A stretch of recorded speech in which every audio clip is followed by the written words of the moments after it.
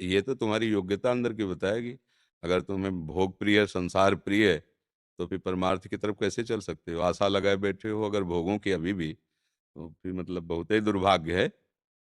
जब भगवान ने बचा दिया संसार के खेल से, तो फिर जीवन बर्बाद कर रहे हो। न ऐसे न वैसे रहे मजरे डो पाछलियो जो करी निर्वासित। अब होश में हो जाओ। अरे जब ब्याह नहीं किया, लड़का बच्चा नहीं पैदा करने की बात है, तो अब धर्म से चलो ना, फिर ब्रह्मचर्य से रहो। चाहे भले पैंट शर्ट में रहो, ब्रह्मचर्य से रहो, भगवान नाम जप करो, पवित्रता से चलो। एक मार्ग तो पकड़ लो। जब गृहस्थी का गृहस्थ आदमी लड़का बच्चा पैदा किए, तो भगवान की सृष्टि की पूजा है वो, कोई साधारण खेल नहीं। उस धर्म से चले। मान लो आपके भाग्य में नहीं था, तो आपका भाग्य और श्रेष्ठ है। आप भगवान से अपना संबंध मानिए। उनको बेटा बना लो, उनको पिता बना लो, उनको माता बना लो, उनको भाई बना लो, मित्र बना लो, गुरु बना लो, शिष्य बनाओ। तो इतने करुणामय है, किसी भी संबंध से आप उनसे प्यार करो वो राजी हैं। इतने महान है, पर वो आप कोई भी संबंध से रहे। देखो, अर्जुन जी के सारथी बन गए। सारथी पद कोई बहुत बड़ा पद है क्या? जहां अर्जुन जी के जूते हैं, वहीं भगवान श्री कृष्ण बैठे, जिनकी चरण रखने की चौकी को ब्रह्मा शंकर आदि मस्तक रगड़ते हैं, वो भगवान कहाँ बैठे हैं? विचार करके देखो कितने कृपालु हैं। जब ब्याह नहीं हुआ तो फिर आचरण क्यों बर्बाद करे?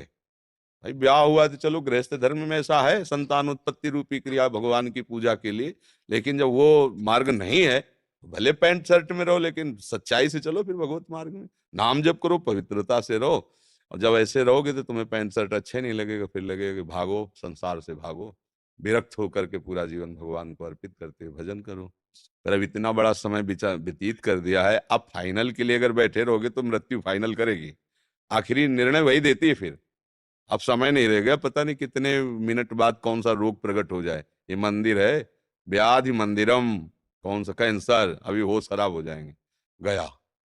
अब कुछ कमाई तो हुई नहीं भगवान नाम सत्यता की, तो एकदम लगेगा अब गया। अभी भयंकर पीड़ाएं होती है रोग में, भयंकर। ऐसा नहीं कि तुमको नहीं आएगा, बड़े बड़ों को आता है, तो तुमको क्यों नहीं आएगा?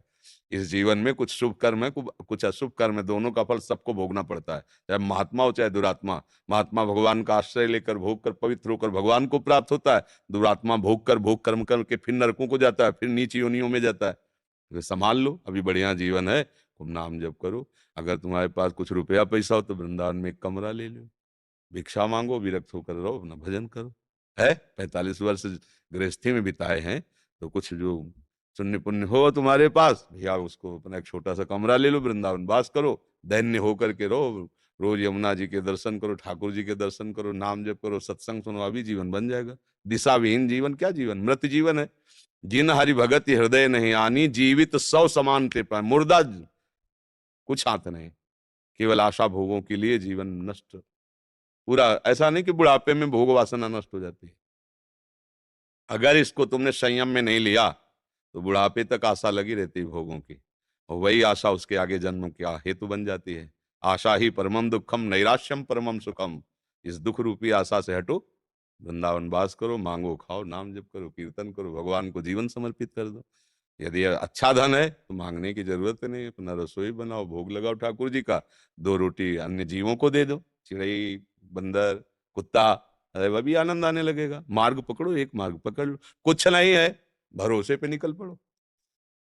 भाई गृहस्थी में रहे इसलिए तुम्हें उपाय बता रहे नहीं। अगर ऐसा जीवन होता कि भजन में जीवन होता, तो भगवान का भरोसा लेके निकल पड़े, उस नया साम्राज्य खड़ा कर देंगे। उनके लिए क्या है, एक क्षण में नई सृष्टि रच देंगे तुम्हारे लिए, तुम उनके दास हो, ऐसा भाव करो, सब व्यवस्था हो जाती है।